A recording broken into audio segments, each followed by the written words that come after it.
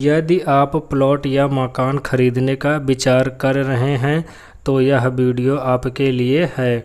इसके पहले के वीडियो में फुल पेमेंट देकर रजिस्ट्री करवाने का वीडियो बना चुका हूं, जाकर आप देख सकते हैं। इस वीडियो में आपको बैंक के थ्रू लोन लेकर प्लॉट की रजिस्ट्री करवाने और घर बनाने का तरीका बताऊंगा। जो भी प्लॉट या मकान खरीद रहे हैं उसके साइट पर विजिट करके साइट के लोकेशन के बारे में और कॉलोनी के बारे में अच्छे से पता करके ही रजिस्ट्री करने के लिए जाएं। इस वीडियो के लिंक में फुल पेमेंट देकर रजिस्ट्री करने की प्रक्रिया का लिंक डाल दिया हूं। आप डिस्क्रिप्शन में जाकर लिंक पर क्लिक करके कंप्लीट वीडियो देख सकते हैं और जानकारी ले सकते हैं कैसे फुल पेमेंट देकर रजिस्ट्री करवाई जाती है। एग्रीमेंट करने से पहले बेचने वाले को टोटल प्रॉपर्टी के पेमेंट का 10% अमाउंट का चेक दे देना चाहिए। उसके बाद ही एग्रीमेंट कराना चाहिए। चेक के थ्रू पेमेंट देने का फ़ायदा यह होता है कि बाद में बैंक एग्रीमेंट को अप्रूव कर देती है कि आपने पार्टी को इतनी पेमेंट दे दी है, बाकी की बची हुई पेमेंट को बैंक लोन में दे देती है, जिससे आप प्लॉट खरीद सकते हैं या फिर घर बनाना है तो आप घर भी बना सकते हैं।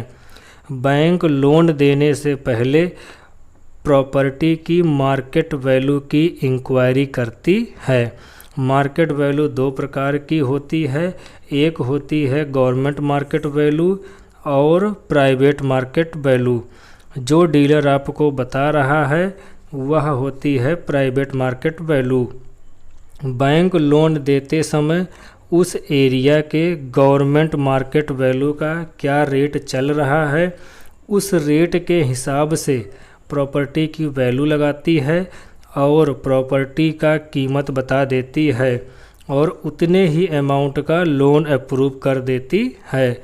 गवर्नमेंट बैंक प्रॉपर्टी के टोटल अमाउंट का 90% अमाउंट तक लोन अप्रूव करती है। प्राइवेट बैंक टोटल प्रॉपर्टी के 75% अमाउंट का लोन अप्रूव करती है और NBFC बैंक टोटल प्रॉपर्टी के 50 से 60% के बीच में लोन अमाउंट अप्रूव करती है। बैंक लोन देने से पहले सोर्स ऑफ इनकम का अच्छे से पता करती है। कमाई का क्या जरिया है, बैंक की किस्त भर सकते हैं कि नहीं तो बाद में प्रॉब्लम हो। सोर्स ऑफ इनकम 4 प्रकार के होते हैं। गवर्नमेंट एम्प्लॉय जिनका बिजनेस है या सेल्फ एम्प्लॉय हैं, प्राइवेट सेक्टर्स एम्प्लॉय, फैक्ट्री या कारखाना में काम करने वाले कर्मचारी। गवर्नमेंट और प्राइवेट सेक्टर में नॉर्मल पेपर लगते हैं इनकम प्रूफ के, जैसे Aadhaar card, PAN card, voter card, job ID card, RTR, form number 16, 2 साल की रिटर्न, कंपटीशन सर्टिफिकेट, 3 महीने की सैलरी स्लिप, 6 महीने की bank statement, 5 passport size photo, 5 blank cheque with signature. यह सभी प्रकार के नॉर्मल पेपर ले जाकर बैंक में सबमिट करने होते हैं। ब्लैंक चेक की फ़ोटोकॉपी कराकर अपने पास ज़रूर लेना चाहिए ताकि बाद में किसी भी प्रकार की समस्या ना हो। गवर्नमेंट एम्प्लॉय और प्राइवेट एम्प्लॉय को नॉर्मली बैंक लोन प्रोवाइड कर देती है। फैक्ट्री या कारखाना में कार्य करने वाले कर्मचारियों को प्राइवेट बैंक और NBFC बैंक लोन प्रोवाइड करती हैं। ज़्यादातर NBFC बैंक ही लोन प्रोवाइड करती हैं फैक्ट्री या कारखाना में कार्य करने वाले लोगों को। जिन लोगों को पेमेंट कैश के थ्रू मिलती है फैक्ट्री या कारखाना में काम करने वाले लोगों को, उनके सोर्स ऑफ इनकम के रूप में कंपनी के लेटर पैड पर लिखकर कितनी सैलरी मिल रही है, उस सैलरी को कारखाना या फैक्ट्री के लेटर पैड पर लिखकर 3 महीने की सैलरी स्लिप बनाकर बैंक में देते हैं तो बैंक इनकम प्रूफ के रूप में मानती है। ऐसा करके फैक्ट्री में कार्य करने वाले लोग भी घर बनाने के लिए बैंक से लोन ले सकते हैं, जिनका बिजनेस है या जो सेल्फ एम्प्लॉई हैं। इन लोग के सोर्स ऑफ इनकम में फॉर्म के नाम पर करेंट अकाउंट, उधम रजिस्ट्रेशन सर्टिफिकेट या फिर MSME सर्टिफिकेट, फॉर्म के नाम की स्टैंप, 6 महीने की बैंक स्टेटमेंट, इलेक्ट्रिसिटी का बिल, इनकम टैक्स रिटर्न 3 साल का, competition certificate, GST numbers, project balance sheet होनी चाहिए। अगर दुकान या ऑफिस किराए पर है तो रेंट एग्रीमेंट होना चाहिए। जिसके नाम पर रेंट एग्रीमेंट हो उसी के नाम ही इलेक्ट्रिसिटी का बिल होना चाहिए। इस बात का ध्यान में रखकर रेंट एग्रीमेंट कराएं। सोर्स ऑफ इनकम और KYC का पेपर सबमिट करने के बाद में बैंक पेपर की इंक्वायरी करती है। फिर बाद में बैंक रजिस्ट्री के पेपर की इंक्वायरी करती है एडवोकेट के थ्रू। जब बैंक के एडवोकेट प्रॉपर्टी को अप्रूव कर देते हैं तो फिर बाद में पार्टी को पेमेंट कर देती है।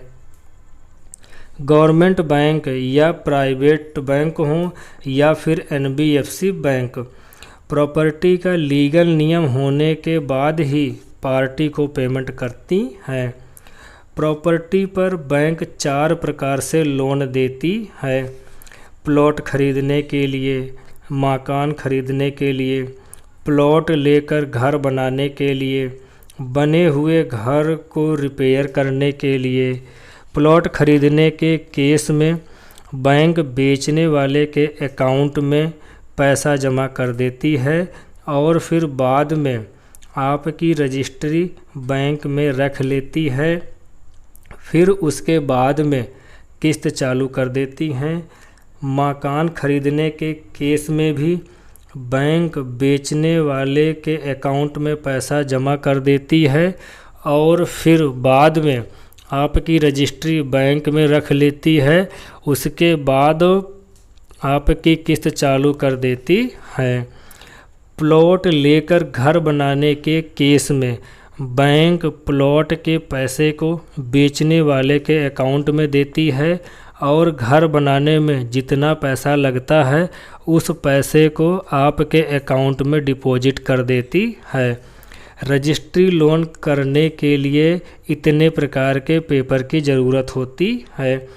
रजिस्ट्री की फ़ोटोकॉपी, NOC की फ़ोटोकॉपी, गवर्नमेंट अप्रूव नक्शा, 15 साल की जमाबंदी, इंतकाल या खारिज दाखिल की फ़ोटोकॉपी।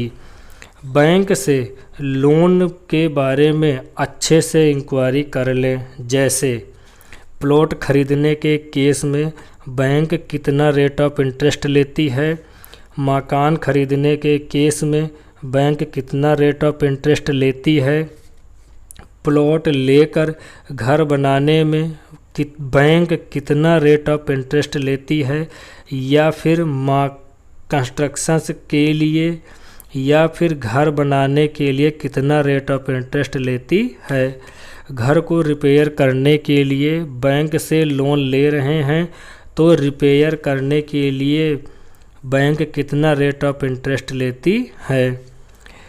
हर एक बैंक का अलग अलग रेट ऑफ इंटरेस्ट होता है हर एक लोन के कंडीशन में। जैसे कंस्ट्रक्शंस के लिए और घर रिपेयर करने के लिए रेट ऑफ इंटरेस्ट 8 से 10% के बीच में होता है। प्लॉट और मकान खरीदने के केस में रेट ऑफ इंटरेस्ट 10 से 12% के बीच में होता है। बैंक का सबसे कम रेट ऑफ इंटरेस्ट कंस्ट्रक्शंस के लिए या फिर घर को रिपेयर करने के लिए होता है। बैंक का रेट ऑफ इंटरेस्ट आपके सिबिल स्कोर पर भी निर्भर करता है। यदि आपका सिबिल स्कोर अच्छा है तो आपका रेट ऑफ इंटरेस्ट कम लगता है। यदि आपका सिबिल स्कोर डाउन है तो फिर आपका रेट ऑफ इंटरेस्ट ज़्यादा लगता है। कंस्ट्रक्शंस या घर रिपेयर के केस में बैंक का पेमेंट देने का प्रोसेस। बैंक का लोन पेमेंट देने का प्रोसेस सेम होता है कंस्ट्रक्शंस के लिए या घर रिपेयर करने के लिए। बैंक कंस्ट्रक्शंस के लिए टोटल लोन की पेमेंट को 3 से 4 बार में पेमेंट करती है।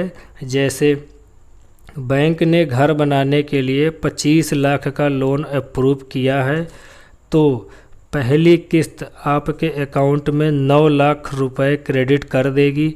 9 लाख रुपए का कार्य करने के बाद में आपको 9 लाख का बिल बैंक में सबमिट करना होता है। फिर उसके बाद में उस पेमेंट का वेरिफिकेशन होता है। उसके बाद ही दूसरी किस्त 9 लाख की पेमेंट डाल देती है बैंक। फिर दूसरी किस्त का भी 9 लाख रुपए की पेमेंट का बिल सबमिट करना होता है बैंक में। उसके बाद में बैंक आपके अकाउंट में 7 लाख डिपॉजिट कर देती है। इस प्रकार से आपके टोटल 25 लाख रुपए के लोन अमाउंट को देती है। लास्ट पेमेंट देने के बाद में बैंक दूसरे महीने से किस्त लेना स्टार्ट कर देती है। प्लॉट या मकान खरीदने के केस में बैंक का पेमेंट देने का प्रोसेस।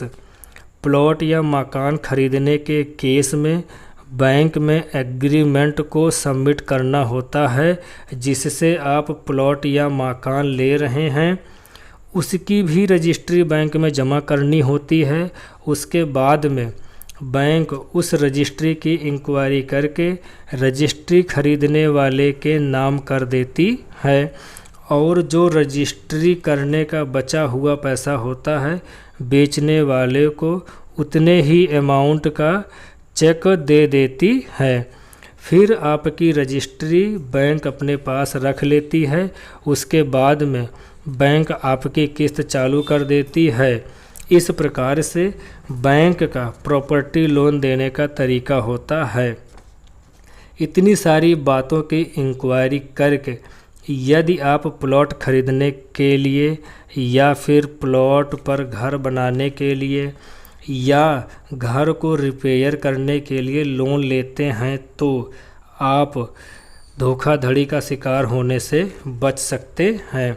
यदि आप बैंक से लोन लेकर प्लॉट खरीद कर मकान बनाते हैं तो प्रॉपर्टी में किसी भी प्रकार का फ्रॉड नहीं होता है, क्योंकि बैंक प्लॉट खरीदने से पहले एडवोकेट से प्रॉपर्टी के पेपर की अच्छे से इंक्वायरी करती है। इंक्वायरी करके रजिस्ट्री करती है बैंक। अगर यह वीडियो आपको अच्छी लगी हो तो लाइक, शेयर, सब्सक्राइब कर दें। अधिक जानकारी के लिए चैनल को सब्सक्राइब करना ना भूलें ताकि जब भी वीडियो अपलोड करें तो सबसे पहले आपके पास वीडियो का नोटिफिकेशन पहुंचे। वीडियो देखने के लिए धन्यवाद। जय हिंद।